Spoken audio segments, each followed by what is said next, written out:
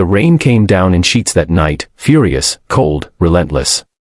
Mia sat alone in her creaky little house at the edge of Maple Hollow, wrapping herself in a thin blanket while the storm beat violently against the old window panes. She was only 22 but already looked older than her years. Life had been a string of hardships for her since her parents died in a car accident 3 years ago, leaving her with nothing but this crumbling house and a mountain of debt. Every day she juggled 2 jobs, waitressing at the diner and cleaning the mayor's office in the evenings, just to afford basic groceries and keep the lights on. Despite the poverty, she never complained. She still smiled at neighbors, still gave her last sandwich to the stray cat on her porch. That's just who Mia was, selfless, quiet, kind. As thunder roared across the hollow, a loud knock startled her. She froze, clutching the blanket tighter. Who could be out in this storm? Carefully, she stepped to the door and peered through the peephole. A tall man stood outside, soaked to the bone, holding the hand of a small boy who looked no older than 7. The man's eyes were hollow with exhaustion, yet gentle. The boy was trembling. Mia hesitated for a moment, her heart racing. But something in the way the man protectively clutched the child made her undo the latch and open the door just a crack. "Please," the man said, voice hoarse. "I don't mean to scare you. My car broke down, and my phone's dead. We've been walking for miles. Can we just stay inside until the storm passes?" Mia looked at the boy, his shoes were soaked through, and he clung to his father's coat, eyes wide with fear. Without another word, she stepped aside and let them in. She lit a small fire in the hearth and handed them towels, offering the men her father's old sweater and the boy a wool hoodie from her younger cousin. "You can take the couch," she said gently. "I'll sleep on the floor." The men looked at her in disbelief. "You'd let strangers stay in your home, just like that?" Mia shrugged. "You needed help. That's all I need to know." They introduced themselves. The man's name was Daniel, and the boy's name was Jamie. Mia didn't ask for last names or where they were headed. She didn't pry. She simply made them warm soup and watched as Jamie slowly began to smile, laughter breaking out as she pulled out a deck of old Uno cards. Later that night, as Jamie slept curled up in a blanket, Daniel sat by the fire, watching Mia quietly. "You're different," he finally said. "How so?" she asked, still looking at the flames. "Most people, they wouldn't open their doors. Not these days." Mia gave him a soft smile. "Maybe. But I believe people show who they really are when they think no one's watching. You needed help. I had a warm fire. That's it." Daniel said nothing more. But deep down, his mind was reeling. He hadn't told her the truth. Not about who he was or why he was really walking down a rural road with his son in a rainstorm. This was a test, one he had created himself. A secret mission. And Mia had just passed with flying colors. The next morning brought a soft golden glow to the quiet little house in Maple Hollow. Mia awoke to the soft clatter of dishes in the kitchen. Rubbing the sleep from her eyes, she peeked around the corner to find Jamie trying to pour cereal into a bowl, while Daniel helped him reach the milk. The sight made her smile, 2 guests who had turned her lonely night into something that felt strangely warm, almost like family.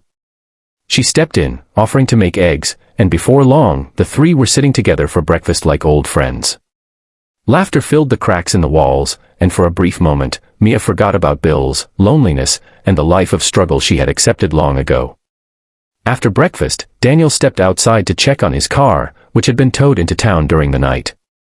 He thanked Mia again. Sincerely, but with a strange look in his eyes, like he wanted to say more. He asked her why she lived alone, and she told him the truth. About the accident that took her parents. About how she stayed in this town because she couldn't abandon the home her father built with his hands.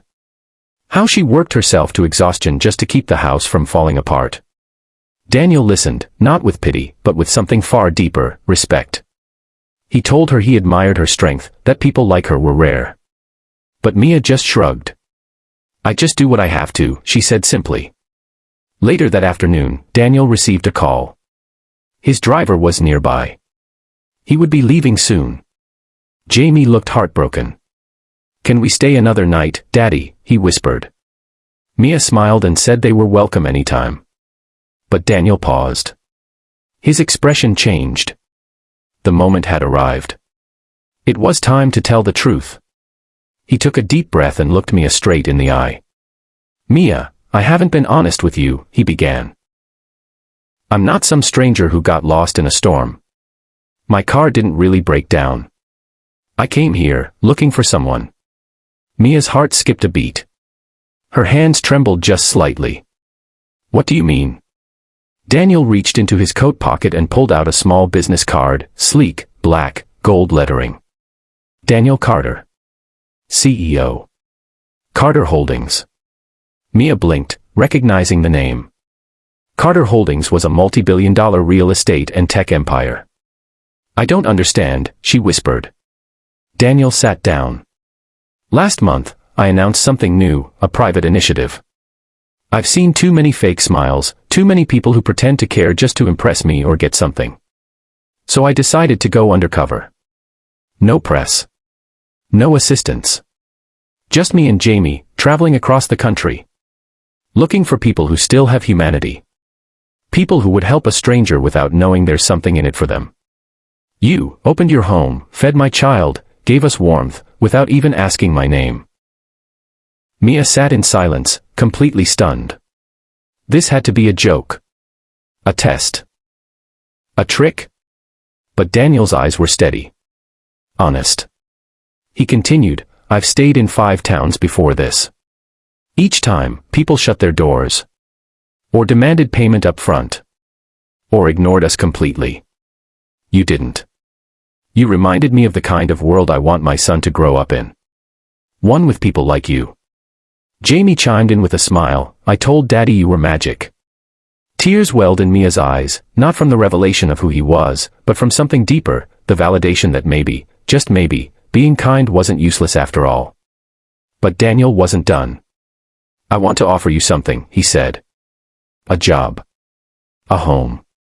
A real opportunity. Come work for me, not as a cleaner, but as someone who leads community outreach. You understand struggle. You've lived it. Help me build something real." Mia couldn't believe what she was hearing. Was this even real life? She hesitated, overwhelmed. "But why me? I don't have a degree, I don't have money." "You have heart. You have something no resume can show," Daniel interrupted softly. Mia looked at Jamie, who grinned, then at Daniel. She could feel her entire world shifting. For the first time in years, she didn't feel like she was barely surviving, she felt seen. Valued. A week later, she was on a plane for the first time in her life. Daniel had arranged everything. A new apartment, a paid role at Carter Holdings' nonprofit branch, and schooling support if she wanted to study further. She would now work directly under Daniel to lead kindness campaigns, housing programs, and initiatives to support struggling families. The town was buzzing with gossip once they found out who had been staying at Mia's home. But she didn't care. Her life had changed overnight, not because she chased wealth, but because she gave without expecting anything. One day, a news channel caught wind of the story and ran a segment titled, "Young Girl Shelters Stranger in Storm, Turns Out He's a Millionaire CEO Who Changes Her Life." The video went viral. People were moved, inspired. Thousands commented things like, "Faith in humanity restored," and, "This is what the world needs." Mia used her platform to talk about the power of kindness. "You never know who you're helping," she said in one speech. "But it's not about who they are, it's about who you choose to be." Daniel stood beside her during that speech, proud. Months later, Jamie would still call her Miss Magic. And sometimes, when no one was watching, Daniel would look at her a little differently, like he knew he had found something far more valuable than gold.